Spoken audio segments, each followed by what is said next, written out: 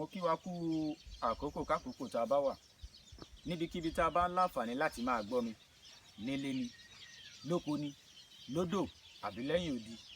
Mo tún kí wa káàbọ̀ lónìí. Ohun tí a fẹ́ ṣàgbéyẹ̀wò rẹ̀ la pè ní àrokò pípa. Tí a bá ń sọ̀rọ̀ nípa àrokò, ó yẹ kí a kọ́kọ́ mẹ́nuba èdè. Kí wá ni èdè? Èdè jẹ́ ọ̀nà ìbánisọ̀rọ̀ tí ó ya ènìyàn sọ́tọ̀ kúrò lára ẹranko. Yàtọ̀ fún èyí, a tún lè sọ èdè báyìí. Èdè jẹ́ ohun tí à ń gbé jáde nípa lílo àwọn ẹ̀yà ara ifọ̀. Kí wá ni àrokò? Tí a bá ń sọ̀rọ̀ nípa àrokò, a lè sọ pé àrokò jẹ́ ọ̀nà tí à ń gbà ránṣẹ́ àṣírí sí ara ẹni. Pàápàá jùlọ láyé àtijọ́, àwọn baba wa sábà máa ń lo àrokò. Títí dayé òde òní náà ni à ń lo àrokò. Kì í ṣe pé àrokò parun. Ẹ wá já wo ìyàtọ̀ tó wà láàárín èdè àti àrokò. Lákọ̀ọ́kọ́, èdè ní í ṣe pẹ̀lú ọ̀rọ̀, àmọ́ àrokò kò ní í ṣe pẹ̀lú ọ̀rọ̀. Ẹnu nìkan la lè fi sọ èdè, àmọ́ oríṣiríṣi ọ̀nà la lè fi pàrokò. Kárí ayé lédè, àmọ́ bí gbogbo kọ́ná ti ń pàrokò. Yàtọ̀ fún èyí, èdè ó máa ń ṣàfihàn ẹ̀yà. Tí a bá ti gbọ́ èdè tẹ́nìkan sọ, Yorùbá Ọ̀yọ́ lélẹ̀ sọ, Yorùbá Ìjẹ̀bú lélẹ̀, Ìjẹ̀ṣà lélẹ̀ àti bẹ́ẹ̀ bẹ́ẹ̀ lọ. Ṣùgbọ́n àrokò rí bẹ́ẹ̀. Yàtọ̀ fún èyí, èdè, tí a bá tún sọ nípa èdè máa ń nípọn ọ̀nà nígbà mìíràn tó jẹ́ wípé ó máa ní ju ìtumọ̀ kan lọ. Ṣùgbọ́n àrokò rí bẹ́ẹ̀. Tí a bá wá ń sọ̀rọ̀ nípa àrokò, àwọn nǹkan mẹ́ta kan ṣe pàtàkì nínú àrokò pípa. Kí wá ni àwọn nǹkan mẹ́ta ọ̀hún? Àkọ́kọ́, ẹni tó pàrokò. Ẹ̀kejì, ẹni tá a fàrokò rán.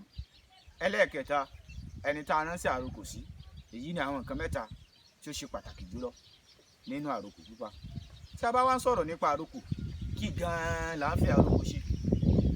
Àrokò wà fún bàrù, ó wà fún kìlọ̀, ó wà fún kéde, ó wà fún ìtọ́nisọ́nà, ó wà fún ìfèrò ẹnu ẹni hàn àti bẹ́ẹ̀ bẹ́ẹ̀ lọ. Oríṣiríṣi ọ̀nà la lè gbà pàrokò. Bí àpẹẹrẹ, a máa ń lo àwọ̀ láti fi pàrokò.